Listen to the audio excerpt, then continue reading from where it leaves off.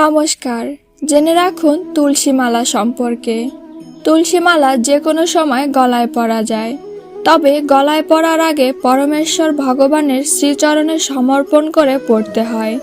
এজন্য দীক্ষা নেওয়ার বা গুরুদেবের অনুমতির বাধ্যবাধকতা নেই। গলায় পরার পর যখন তখন মালা খুলতে নেই। অনেকে হয়তো মনে করে থাকেন আমিষ জাতীয় মাছ, মাংস ইত্যাদি আহার গ্রহণ অথবা শৌচাগার ব্যবহার করতে মালা খুলে রাখা ভালো। আসলে তা মোটেই উচিত নয়। আহার গ্রহণকালীন বা শৌচাগারে থাকাকালীন সময়ে যদি গলায় তুলসী মালাবিহীন কারো মৃত্যু হয়, তখন যমদূত এসে তাকে স্পর্শ করার অধিকার পায় এবং তাকে নরকের পথে নিয়ে যায়। আর শাস্ত্রেও বলা হয়েছে, মৃত্যুর সময় গলায় তুলসী মালা এবং কপালে তিলক থাকলে যমদূত তাকে স্পর্শ করার অধিকার পায়।